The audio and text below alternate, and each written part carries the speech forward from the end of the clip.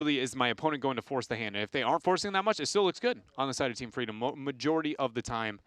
But we are ready here for Battleground game number 4. Where are we going to be headed? I feel like you're going to be pretty happy with this one. So we land on Battlefield of Eternity. Except it was picked by HeroesHearth. Yep. Now HeroesHearth is like, look, we don't have first pick. Do we give up Hanzo on this battleground? Hanzo, I believe, has over like a 70% win rate on this map. Like between Korea, EU, and North America. Yeah. He's really good on this battleground. And obviously HeroesHearth knows how to win with him. They have to make the decision on whether they pick it up. And they changed up their bans, right? So HeroesHearth so far, I'm trying to think, is there any chance you let Medivh through? But we've had Medivh, and then that last one when they had the first pick, they actually banned Tyrael. So willing to play around that. And again, I think that the Hanzo in particular, Team Freedom said they were going to deal with it. Team Freedom 0-2 on their first 2 games with Hanzo, but that was Volskaya, that was Tomb. 2 of his not as, I guess, most prominent battlegrounds compared to something like a Battlefield of Eternity. That's exactly what I'm trying to consider right now is from what we've seen in these drafts already so far, knowing the map adjustment and the fact that HeroesHearth is in that second slot, for the same argument, I was like, I would leave it towards the 5th, and that shift is hopefully enough to be a problem or at least raise a lot of questions in what is going to be a potential final game.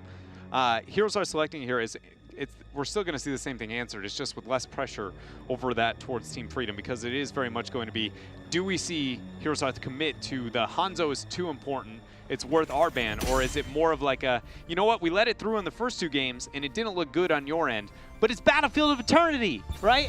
It just seems like that would be even too bold for HeroesHearth. Although I say that, and you know, have you ever watched Arthelon play? I don't think there's a limit to the boldness of the squad. Just trying to think of what might be there outside of the norm. By the way, second pick has won every game so far in this series.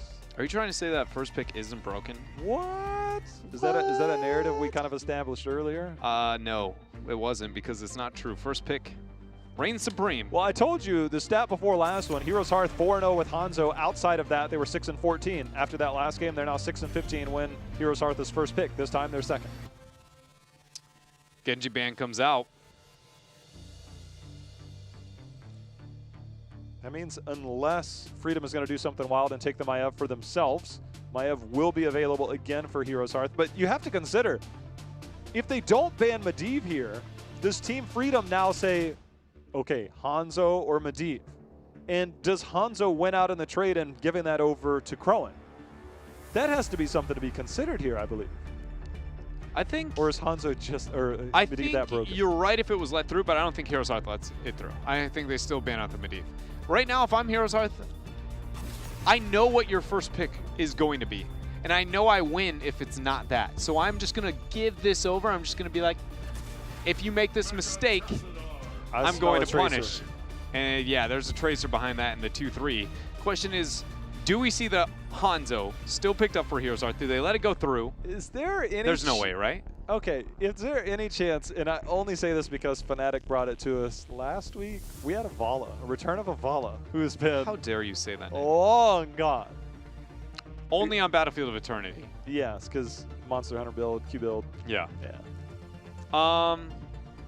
I think we need to see a lot more pressure in other areas, but with the Tacit already picked up, it's possible to be able to match the race as well of the Hanzo.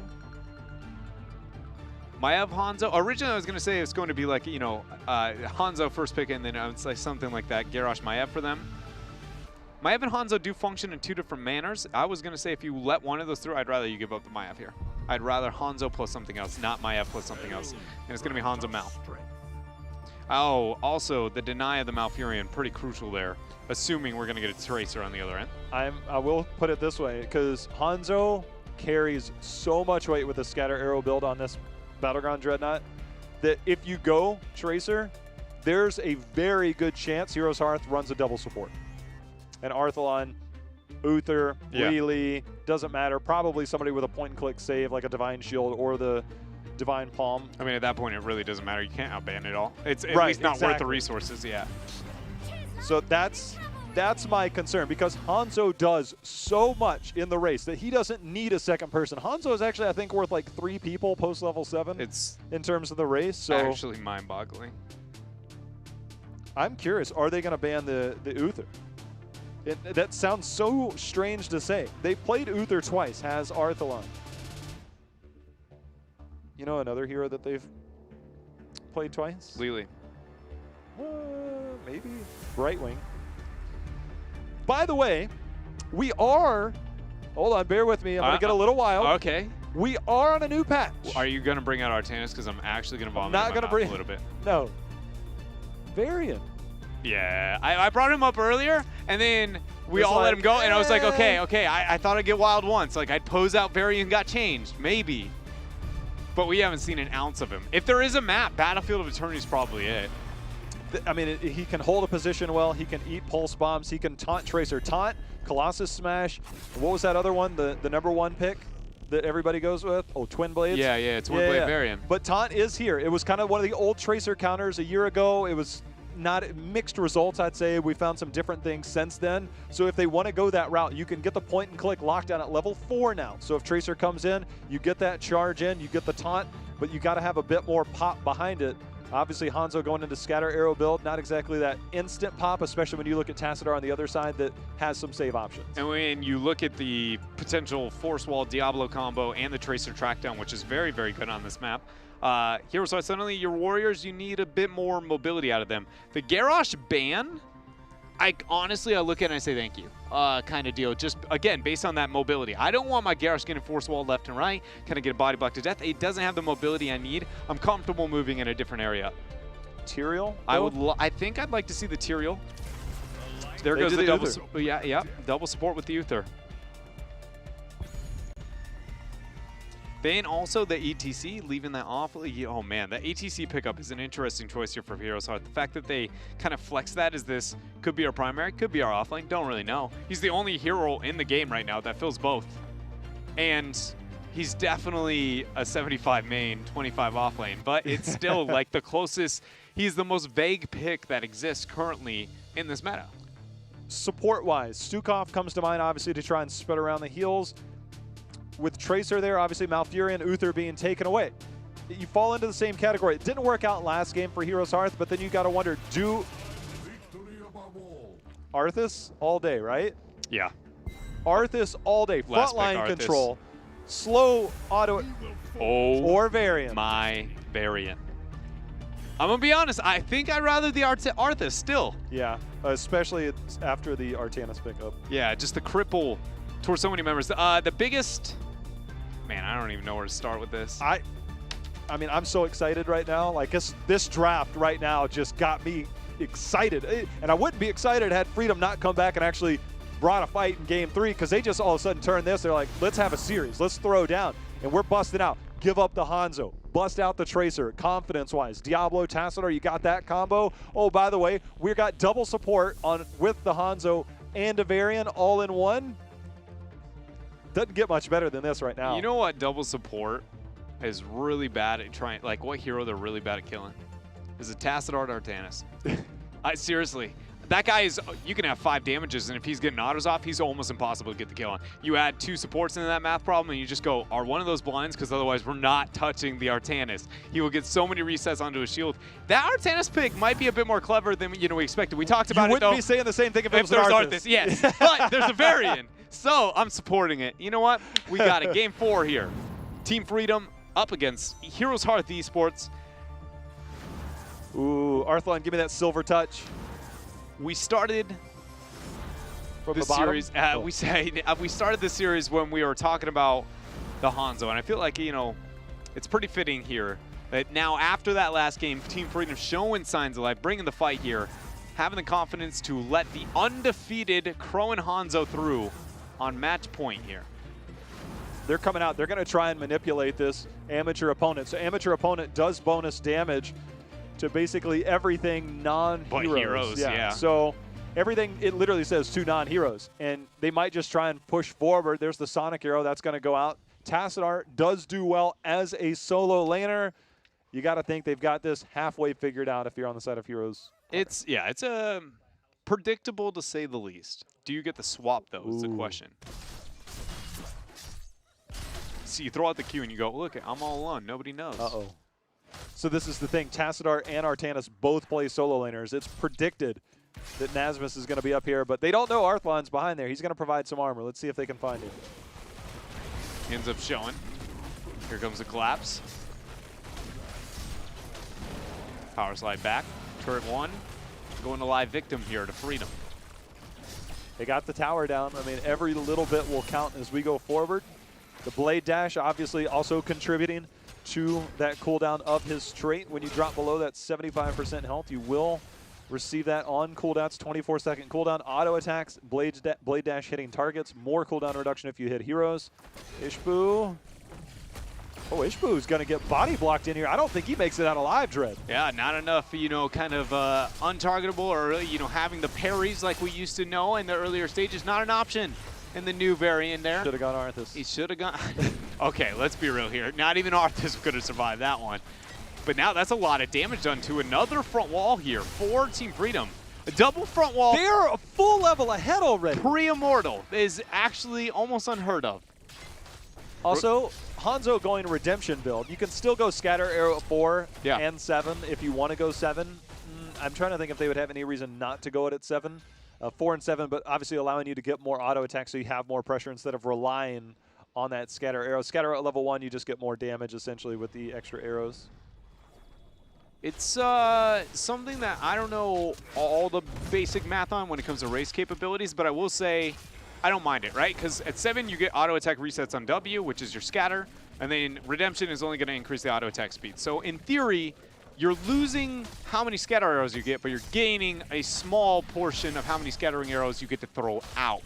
And because every arrow is always going to hit, granted it's not going to change anywhere with this build either, it's one of those, you know, it might be able to make up for it. I don't know, again, the kind of back and forth, but it's just going to be slightly slower, but I don't hate it, and I think it provides more to the team fight with this build. Speaking of slightly slower, HeroesHearth is just now making it way down to their Shaman camp. They have level 4, but this is an opportunity now. Team Freedom might be looking to invade. They're not. You can okay, I was going to say, out. That scared me a little bit when I'm watching the minimap. I was like, there's an opportunity for them to come in, and HeroesHearth a little bit, not slow, obviously they're going to time it, but coming over here, HeroesHearth is going to have to play very defensive position. They're also abusing this kind of ETC, you know, what I was complimenting that vague pick. There's you know, not much to happen on those side lanes because there hasn't been enough pressure out of Crowin so far over the actual objective, and they've been winning when it comes to rotations for Team Freedom. Right now it sits at a position to where ETC is literally just getting, you know, sieged on. Siege on can't do anything to stop it, and he's not facing that standard, oh, you know, I'm off in my side lane with whatever kind of wet noodle fight we normally see. It's actually a problem, and part of the reason ETC isn't a vague, you know, kind of offlaner that we see picked that often. Well, by showing there at the top and also seeing some damage at the bottom, it opens up an opportunity for Crowin to get a bit more damage in. He's trying to hit that scatter arrow in. You can see Diablo coming down, potentially aggressive. But Arthlon hits him with the big old judgment there, getting the hammer down. Kill potential's here now that we've hit 4. Varian's early game threat potential is off the charts now. Compared to what, there goes taunt number 1 already being used. Off screen here, Nasmus is going to be the victim. Malfurion throwing down the roots, the Immortal stun coming in. Pulse Bomb goes on to Crowin, and that's 1 for 1 here. That's a bigger trade, though, for Team Freedom, because the only source of real damage, Dreadnought, was that Hanzo. And you take the Hanzo out of the equation, and now you're just left with a bunch of people that have good control, but they don't do a whole lot of damage. Power slide not going to connect there for McIntyre. I swear I just saw McIntyre like dance or some kind of animation before that. That was not intentional, just to try and act like he was power sliding. I don't know. Maybe I'm crazy there, but I thought he just went with some next level mind games with that animation. You Zugrug, gonna go ahead and flip over Ishbu. No parries again in the earlier stages, or at least not as many here for him. He's gonna get swapped back. Goes in.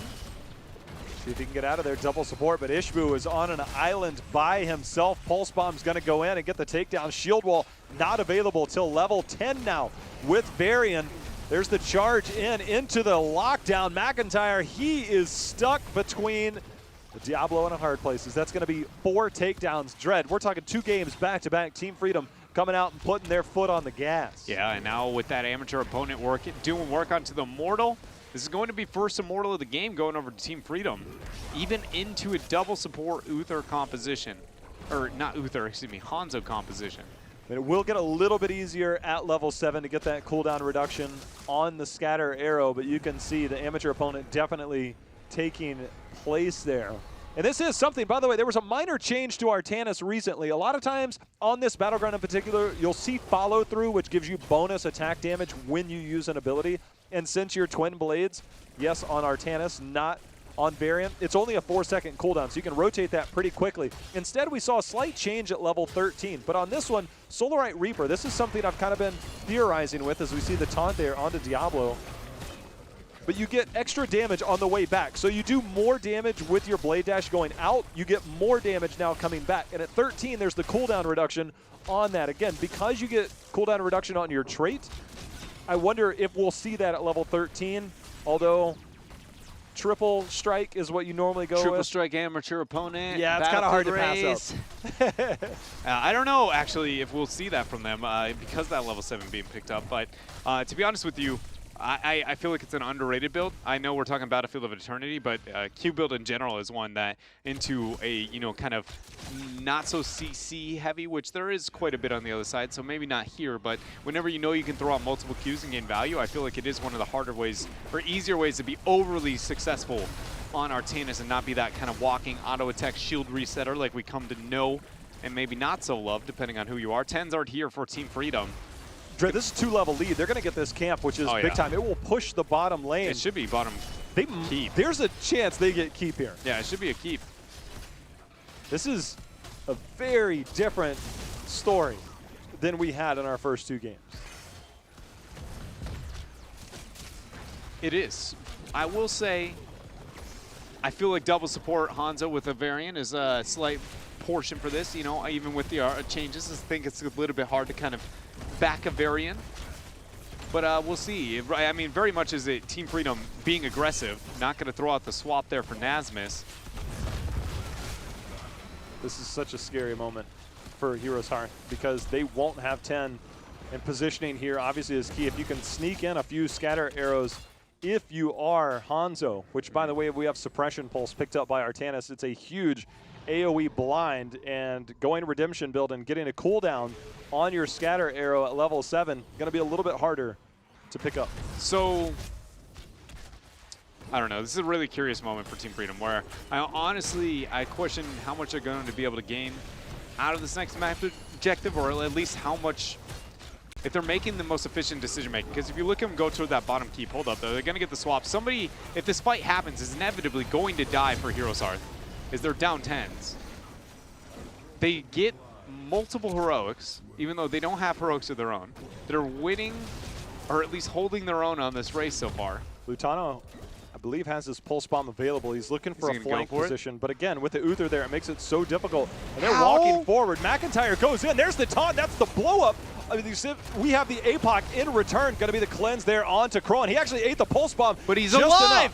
Just enough. And now Zugrug goes in there with the Shadow Charge. Look at that swap onto Arthalon. It is Uther, though. Throws out the hammer. Justin gets the armor. Immortal going to throw out that stun. If he goes down, he will have passive healing. He used that the same way he used the core before. He's like, I need this extra speed boost to the other side.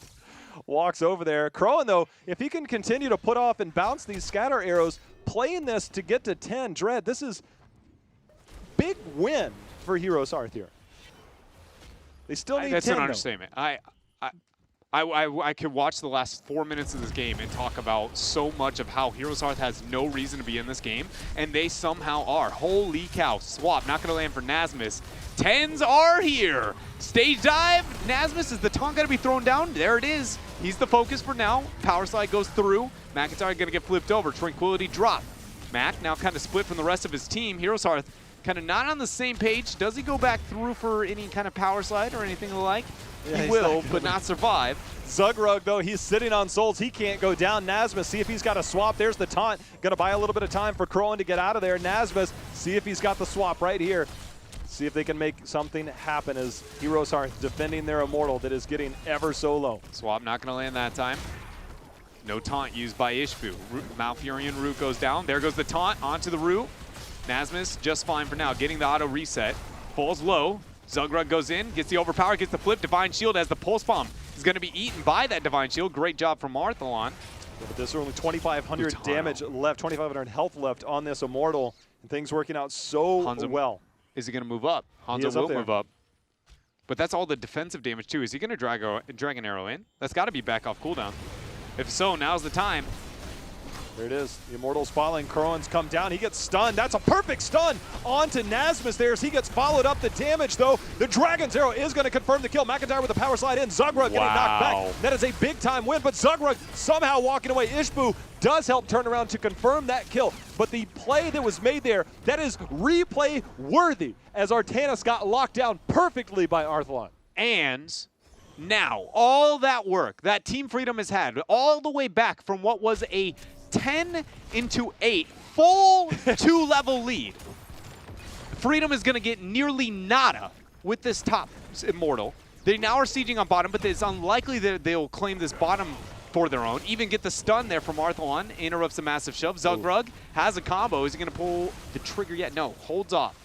They're gaining nothing. The amount of minions here, though, they've got to try and get this clear. That's why Arthlon's walking in, but he might have walked in a little bit too far. Eats so much damage, he's going to go down. See if he can get some of these passive heals. Arthlon not sure about that one. They have their attention focused. There's a combo as the E-Pot goes up, but the swap actually pulled Ishbu out, Dreadnought. And he's able to keep himself alive. There goes the Pulse Bomb in. Malfurion keeping everybody up with that Tranquility.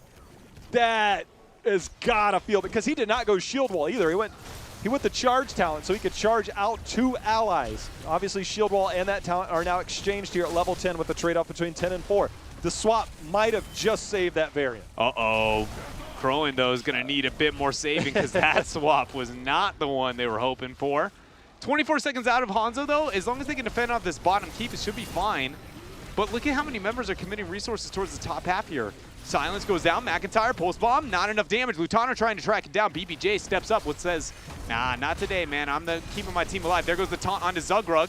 Frisbee goes out, not enough damage from Arthlon. Zugrug got lucky because the fort, I believe the keep was actually hitting him with shots. There's the massive shove going out. Nope, not yet. They're saving this keep, and that is so crazy. They need to take care of the Shaman camp. It's doing damage. I don't think it should be enough this early in the game, but they have to finish taking down these minions.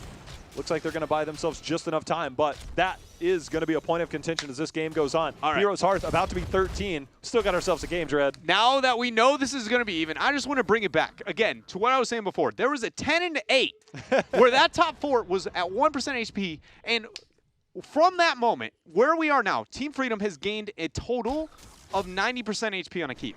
And that is it. From that one moment, when you look at the map to where it is now and how big of an advantage it is, and it is only because, well, number one, I would argue they're passive around that first Shaman camp, but number two was Heroes Hearth fight around the Immortal after losing it and how they dictated most of those fights here. Freedom hasn't had much going for them over these Immortal fights since the past couple of minutes, since that last skirmish, really, that was so cleverly done by HeroesHearth Esports. This is an interesting rotation. If you look at your mini-map, you can see Artanis up at the top. Ishbu, though, getting pushed in very far, directly into that mortal stun. There's going to be the Pulse Bomb. Divine Shield has been used. Tranquility out as well. See if they can get the taunt if it's needed. I think that was actually already used. Tranquility is used. These are big-time cooldowns. Yeah. But that top lane, though, is a little bit scary. That Shaman camp plus that Impaler camp will pressure that keep in just a very short time. And you know that pressure towards the bottom half of the map as well has got to be something they're considering too. Even though the minions aren't going to be there, there can be at any point a backdoor for Team Freedom towards that bottom keep. Team Freedom moving up. Get a little bit of damage here, knowing that ETC's shown himself on top. The other thing to consider, see Shattering Throw, trying to bust through some of these shields. That's one of the reasons. It's a counter towards Tassadar. One of the counters potentially towards Artanis, who gets that shield off of a trait. So Shattering Throw is something that can deal with that. Krohan here on Hanzo trying to help clean this up. As you can see, the damage there mounting. 16 now on the horizon here for Team Freedom. Heroes Hearth, they do have the superior poke. They just have not been able to get into position because of that camp pickup. Team Freedom kind of just sitting around here for a couple of moments, waiting for HeroesHearth to maybe overstep. HeroesHearth now probably going to get aggressive as that 16 is there. Use that Hanzo. You mentioned that bottom lane. Tassadar just cleared. If he can try and, you got to manipulate the minions a tiny bit. I don't know if they did that. That's actually going to force a response from ETC to that bot lane.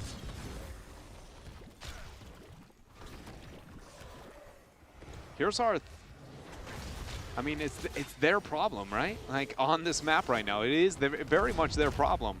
Team Freedom's comfortable with this kind of slow stall out for now, as long as they're winning the race to 16. Krillin, they're eating all of the scattering arrow shots. Not that time. We're going to send it off to the halftime show. Diablo kind of lurking around here up at the top. Arthlon and Ishbu keeping an eye on that. Such a small time frame. This is it. 16's almost here. Is HeroesHearth going to pull the trigger, or are they going to be able to get enough poke? We already saw them fight the talent tier down, the crucial heroic. Inclusion. Look at inclusion. They're all in inclusion. Look at that flank from Arthlon too. The APOC goes down to try and buy a bit of time. He's able to keep himself up, but there's the taunt. The passive goes off. Tranquility here from BBJ. Collusion is still alive, but Ishbu comes in, throws down the Lion's Maw, and able to get the last damage. Now, Team Freedom trying to get the retreat. Hammer of Justice goes on to Lutano. He gets the recall, but it's not enough. He drops Zugrug trying to kite out. 3-4-0. HeroesHearth Esports gets the miracle initiation pre-16. They win the Immortal, and now they turn the tides of this game. This is insane. That play right there, we're going to need to take a look at that after the game so we can watch that again. The amount of setup, the amount of control that required. Krillin using that big natural agility as well. He's like, look, I got you. We're all in. Let's go, boys. And they managed to make it happen. They pulled that off. A miracle, to say the least, as it's now 16-16. They still held that bottom keep, and now Dreadnought, they have an Immortal for the first time, and it's going to have a massive shield on this that will rip through. Diablo's still not here. Tracer still making her way back. Anti-siege. This thing needs to be in melee range for Artanis to get value. Range damage, they have little outside of the Psionic Echo from Metascadon. That's pretty much it. And it should be really noted, and beyond the massive shove pushing Variant a little bit back here, is there's Suppression Pulse, which hurts the siege capabilities, and the fact that, you know, it really is just with the ETC kind of split pushing for a moment up there on the top half too. I thought that would even show more of like Team Freedom get the initiation, but because McIntyre did rotate down, it's not going to be as problematic. It's just decent anti-siege for Team Freedom. Taunt, yeah. Root. McIntyre kind of got stuck in the middle of that Stukov route, but the shield just now fell on the Immortal, but so did the key wall of Team Freedom. Nasmus trying to get the swap in, but there's going to be the stun. APOC in return. The Tranquility is out to make sure they survive. Suppression Pulse is there, and now all of a sudden Zugrug is stuck in the middle here, and that's going to be Diablo falling, and now there might be more beyond this. Yeah, there might be. Lutano trying to get the chase out. Passive is going to go down. Stage dive coming in from McIntyre. Going to throw out the... Oh, Lutano! Oh, he got the recall to try to kite away. Arthalon with the Hammer of Justice. They get the kill. And this looks like it is going to be it. The core is now going to be dropped, shielding all 5 members of HeroesHearth are on it. Oh my, Jay Howe. This is one of the most improbable comebacks I think we will ever see. Being down 10-8, somehow coming back in the middle of that fight, not giving up, holding onto their keeps, holding onto everything. Arthalon still can't bust through the Nexus base of Freedom, but they do bust through the core, and somehow HeroesHearth pulls this victory off. I have no idea. That is one of those rare moments in Heroes where you're like, I have no idea how that happened, but it did. You know, I have a couple of moments where I'm like, I definitely know what like the proactiveness out of HeroesHearth Esports, especially around that second Immortal fight, was astounding. The synergy over that, you know, gap closer, as you were talking about, the high flank from Arthalon. He's spamming the pings. You see the Dragon's Arrow come, and you're like, oh, collusion, try and make it out of there. Amazing teamwork and synergy being displayed once more for HeroesHearth Esports. And it may be a small, you know, kind of glimpse at it, but with this victory, HeroesHearth Esports now sits at 2nd seed. They are only behind Tempo Storm in our standings. One series away. And 1 series away. I think they still have maybe a week or 2 to play. They play in next week, actually, so we'll see how that goes. You know, speaking of 2 Dread, I actually have a couple replays from that last game because they were so impactful that we got to take a look at this again. That was wild. So we're gonna get into that here in just a second. I mean, first things first, the way. Okay, pause right here. The biggest thing that we're gonna be watching is gonna be Naz. I think I lost my mouse control again here, Dreadnought. Okay, either way. Okay, there we go. Keep your eye on Nasmus because this is going to be the main thing to focus on. What's the #1 thing you say, all right, we're going to roll it forward here. The #1 thing you use something like an Alarak for, you want to push him into boss stuns and stuff like that. Look right here. Pause it right there. He stuns him directly into that. He baited that. He was waiting. And so Arthalon hits that. And as we roll it forward, Artanis is donezo at this point. That's going to be the lockdown directly in there, and he puts him in there. He might have been captured by that boss stun, but you can see the technique was there, and now Nasmus running for his life. But that was all set up. If you're playing against that, you actually made the comment in the middle of the game is when when Artanis uses that blade dash, that's kind of like that, all right, you can blade dash, but it can be interrupted. You're not unstoppable. And they did that multiple times, but that was a key moment in a fight. We also have another replay on that last part that we'll take a look at here in just a second. But the play that kind of broke open the game, that won the game there at the end, amazing. It was actually amazing. A lot of vision control that went into the the last top fight specifically. Also the bottom one, which I doubt we're going to kind of replay it over that last kabang. The biggest thing was actually, I want to shout out McIntyre. I think he single-handedly saved that bottom fight, and it was purely one knockback, and it was onto the overpower of the Diablo flipping over, knocks it back, and it saves Malfurion, and they just go, yeah, we can't lose this game now. If that flip happens, Malf goes, stun lock happens, good night Malfurion, and very likely, very much could be at least not game at that point in time. So we're actually going to watch where Collusion said goodnight as well. We got that second replay right here. Now the whole thing is, pause right now. Dread talked about it. The big pings, it's kind of hard to see off of the edge of the screen, but Arthlon provided the vision the entire time, and it all kind of comes on trust, reliance, everything that's going to come in here for Heroes Hearth as we run it forward. The stage dive is going to go in there. You're going to see Ishbu and team come in, but I want to kind of avert your eyes. Pause right now. Dreadnought, where's Crowan? He's way off the edge of the map, but he's got something. He, with a big flank position, uses the natural agility. He's going to come in, and this is where Collusion, it opens up. This is where all the buttons are pressed as we roll it forward here, because Crowan's coming in to make the big-time play, and he's got his eyes on Collusion, trying to get in there the taunt, but the suppression pulse does so much. Diablo is actually going to come out of that, focus on to Crowan, but you're going to see the D shield, and then that's when Crowan comes in. But it was ultimate trust, synergy, the way that this team combines to make these plays happen. It was very reminiscent of last week on Tomb of the Spider Queen. The synergy that they have to make the big plays when it matters, that right there was ultimate trust, because they were all in on that. Between the Dragon Zero, between the stage dive, between Ishbu coming in and Crowan with the flank, that was all or nothing. And they took it all, man. That was a sick play.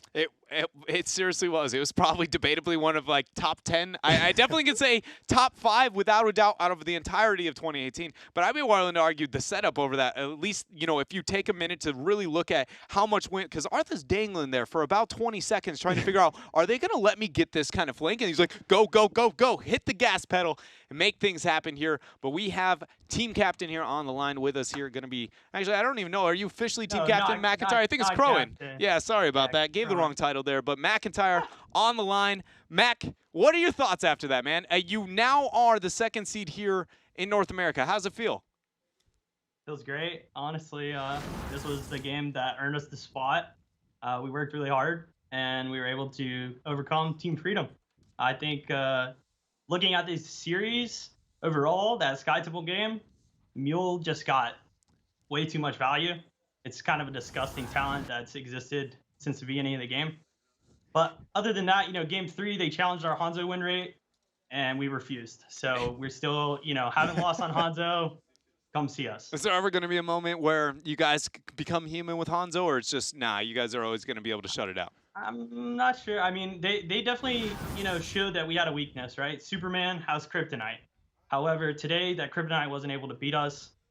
We're going to keep playing it. We're going to hopefully keep winning with it, so we'll see what happens. We brought up in the highlights the initiation specifically on Collusion over the top Immortal fight with the Dragon Arrow. Obviously, I feel like comms had to be pretty crazy and hectic at that moment in time. Can you give some kind of glimpse of what the thought process was going into that and the setup kind of from your guys' point of view? Yeah, so they were about to hit 16. We had Hanzo vision, and we were fishing for that Stukov jump. Arth was able to get like a nice flank, and as I was calling jump, like I guess Crowan just super trusted, shot the arrow connected. I know I was screaming at Arth to de-shield Hanzo because we had to kill him. If we did not kill Collusion there, we would have lost the fight. We were lucky we were able to kill him, and then, I don't know, I hit a slide on Lutano too. The game was ours at that point. Yeah, it very much was. And, that kind of level of trust and synergy, is there anything special that kind of comes into making that happen as a squad, other than, obviously, you guys had a lot of time to build coming all the way up through the Open Division, but is that really that amount of time and effort you guys have had, or is there something else? I think time definitely helps, but I also think just the atmosphere for our team. If somebody says they're going to do something, then we all trust that person. And let's just say I jumped and I missed, and the arrows still came out. It wouldn't have been an issue. No one would have argued. There wouldn't have been, oh, if we would have, Mac, why didn't you land that? Why didn't you arrow? Like, it's not that big of a deal at the end of the day. And I think because we don't have those issues and those arguments, we're able to make plays like that. We trust each other. The synergy's there. If somebody says they're going to do something, then they're going to do it. So I don't know. I think overall our team atmosphere is really healthy and it shows in our play. It's been amazing, honestly, to watch kind of unfold and develop here through HGC North America. I'm going to send you over to Jay Hal really quickly. McIntyre, to kind of go back to the point you were just talking about, the synergy, the trust, when I was able to watch you guys before the league started, the number one thing I noted was how well you guys comboed together, but it was also about the fact that you guys have fallbacks in drafts. I mean, where does the ceiling for this team lie? If you look at the early part of the year, it was you lost to Gale Force, Team Freedom, and Tempo Storm. And so far, you've redeemed 2 of those. Where's the ceiling, man? I think for us, we just need to make sure that I don't play New York. Have you played him since week 1? I'm not sure. 14 deaths is a lot of deaths. But I was getting trait value because I was slowing and giving vision for the Asmodan. So don't come at me. Anyways, but, you know, I do think that we're improving as a team. And obviously, if we keep focusing on every week and every series one at a time and learning, I mean, I know today when we went into the series, I made sure that my team knew, you know, let's have fun. Like, let's just take this as a learning experience. No matter what, we do go to playoffs. So, you know, seeding is important and winning is good, but we really want to be improving. And, you know, BlizzCon is obviously down the road, but it is in sight. So we're just focused on getting better. And I think that's helped. And again, we're doing really well. Tempo Storm, you're next. Oh, well, you know, you talked a little bit with Dredd about making calls and having the trust within.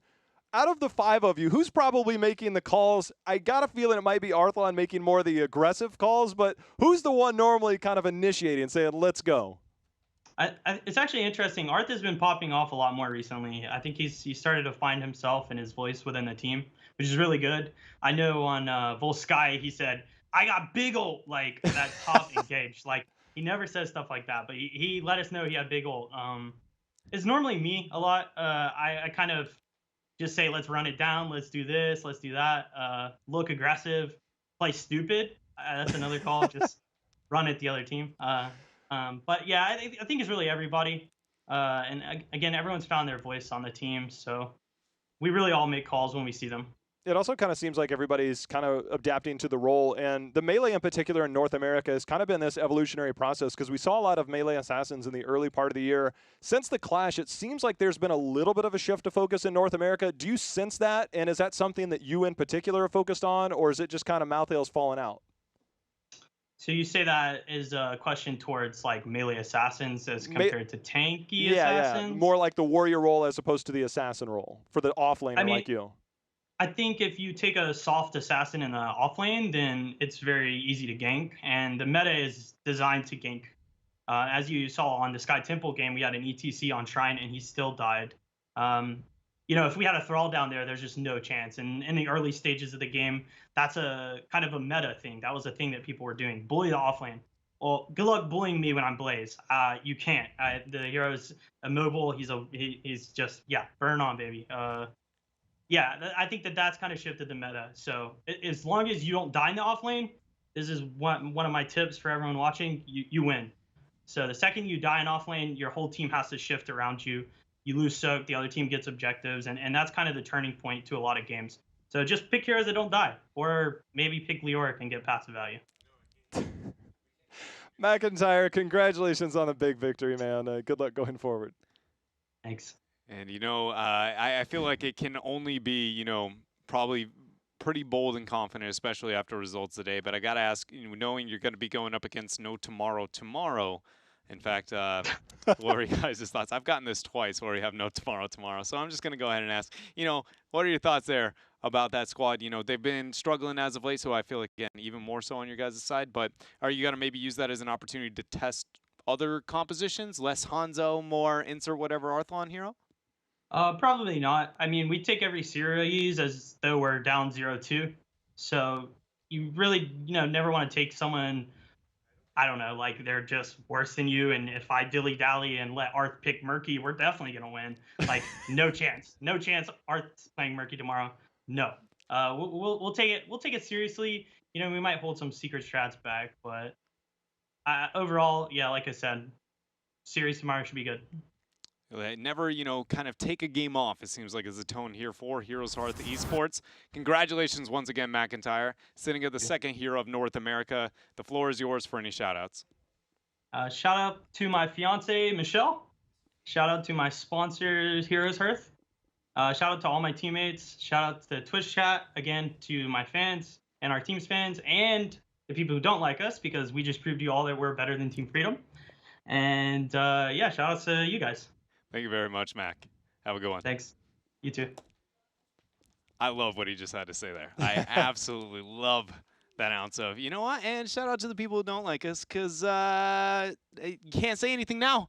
Results are there. That's one of my favorite things about competitive. Somebody there is like, well, you haven't faced Tempo Storm yet? No, that's what they're saying. Yeah. That's their only rebuttal. Yeah, and your answer is scoreboard, boys, because I'm still above Freedom. Doesn't matter. I won the matchup 3-1. It was clean. We're going to be looking at what we have in store for you guys tomorrow, though, here at the HGC. When looking at across the pond, we have Tricked Esports taking on Leftovers, which, as of things standing, and especially some of the results out of last week, I don't look at that and go, as lopsided or as expected as I would like. Oh, that next one, even more of a doozy. Two teams kind of, maybe overperforming a little bit out of the European region. Team Liquid taking on Diamond Skin. And for North America, it's going to be Gale Force Esports and LFM Esports. And No Tomorrow versus HeroesHearth Esports. We got a lot of esports tomorrow. That's actually really interesting. We have 3 esports within the title out of the bottom 4 teams in North America. That's but going to then be none out of the top 4. Dreadnought Esports. Thinking emoji. So you need the name. Well, you don't need the name. I'm really confused on what you're asking me you here. Need the name esports in your name? No, I'm just saying that they have literally the word esports within their branding over the bottom, 3 out of the 4 are the lower end, but in the top you have like Tempo Storm, you know what I mean? But like Gale Force Esports, looking for more esports. So take it out.